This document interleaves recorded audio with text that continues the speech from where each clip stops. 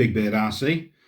In today's video we're going to go over a modification for the sloppy steering on the Wltoys 144001.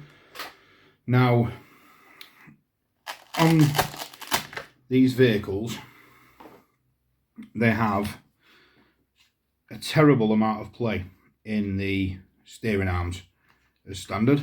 In this one I've tried to fit slightly bigger screws here and here, which has tightened it up, but there is still a lot of play in the actual steering. So if I hold that, you can see how much that arm there moves.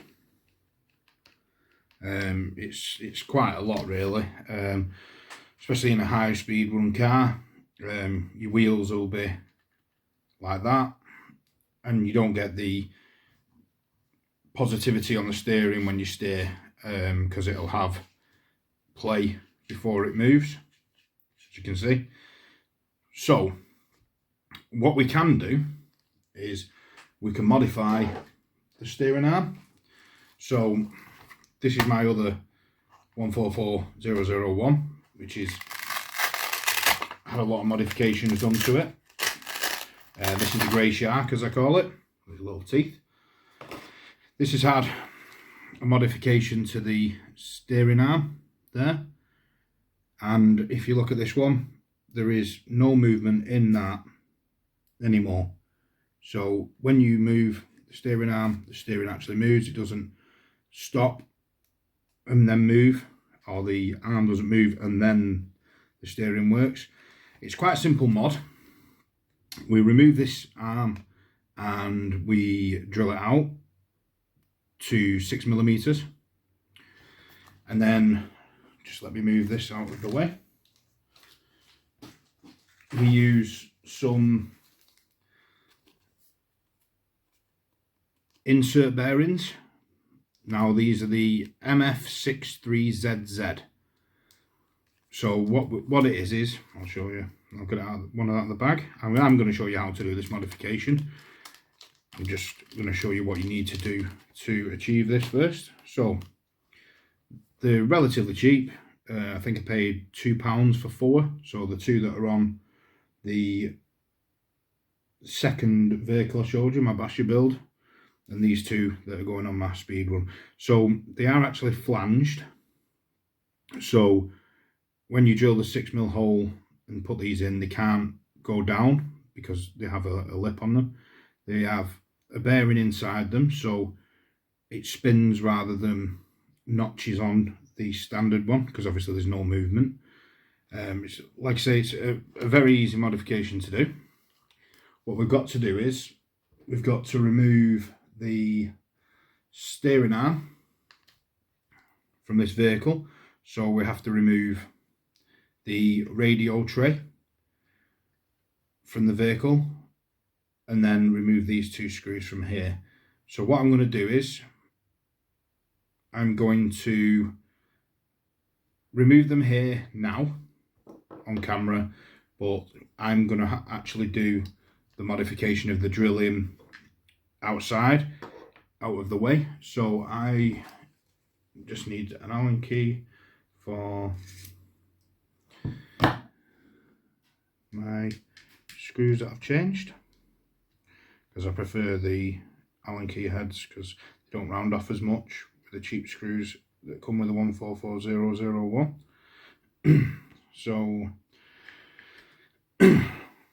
if we can just remove the screws.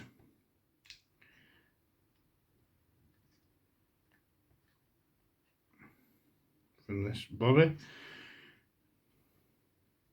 Now I have got the upgraded metal radio tower in here fitted, only because I prefer it to the plastic one.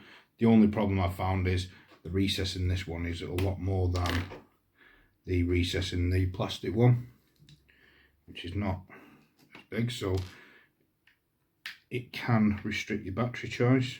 And this is my high speed run project, 100 mile an hour, which you've probably seen on previous videos that I've done. This is my new build, which is a work in progress. hopefully I should be able to get some videos in the next few days, now it's stopped raining,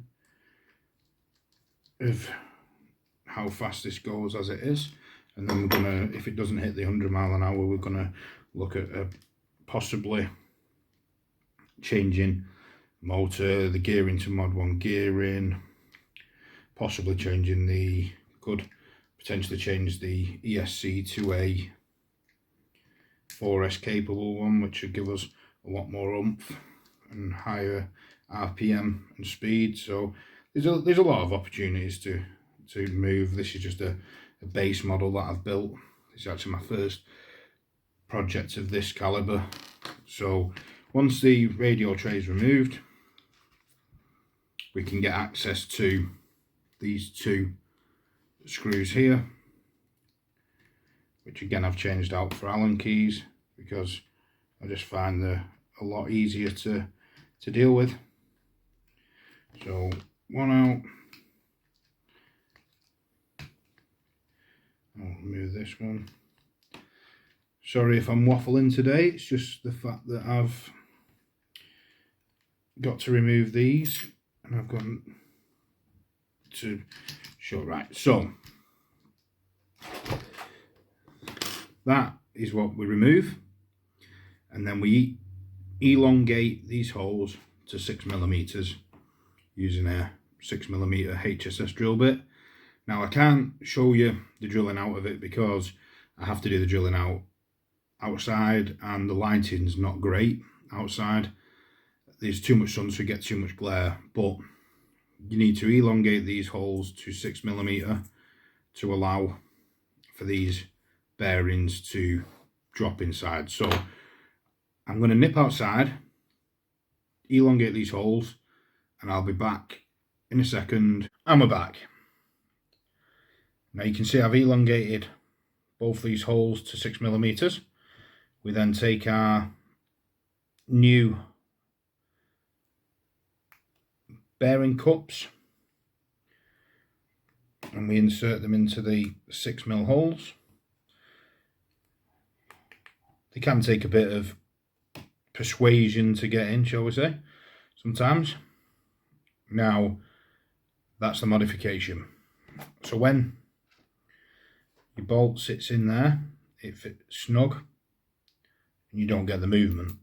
What I would suggest you do, you don't always need it, but if you get a piece of wire or a small washer, when you insert the bolt in, if you pop a bit of the wire on and use it as a washer, it provides a little bit of resistance against the steering arm and also allows you to have a bit more adjustment. So when you tighten it up, it isn't pulling on the steering arm. Sorry, I was just concentrating on getting it in. So these are slightly bigger than I'd like them to be, so you have to bear with me while I try to get them a bit smaller. There we go, there's one, and do the same on the other side. Pop that on there, and they both fell off. Here's a bit fiddly. Well, working on these small cars is not the easiest of things to do at the best of times, let alone when you're trying to make little washers and little bits for them. So, right, we've got both of them on there. Get the vehicle.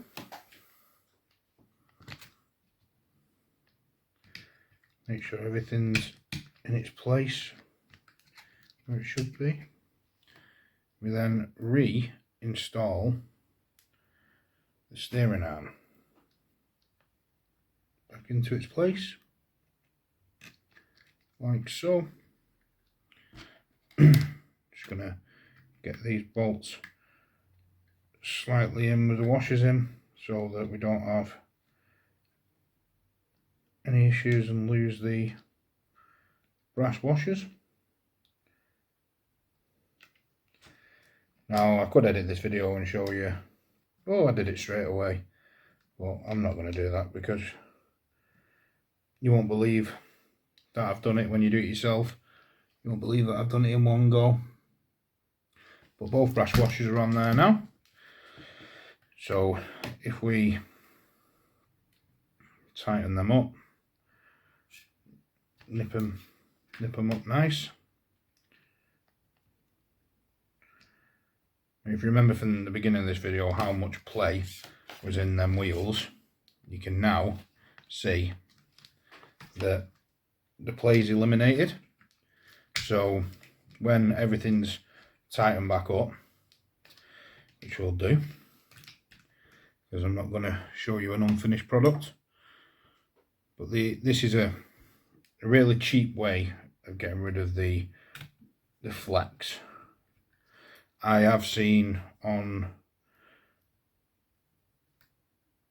Etsy, I think it's Etsy, that somebody has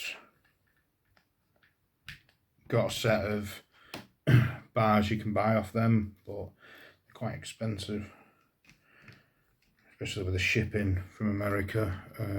I don't think you need them, not when you can get these from eBay sellers and the likes. I've got them from an eBay seller. I'll pop a link in the description to show you where I received them from. And they were here within a couple of days, and they're, like I say, they're on the cheap. It's, most of us have got a 6mm drill bit knocking about, or we know somebody that's got a 6mm drill bit, and for a couple of minutes of tinkering you get a much better result. So on the other car, when you held it, you got movement in this arm. There's no movement, this takes up the slack. Same on this side, hold the arm, there is no movement in this arm here.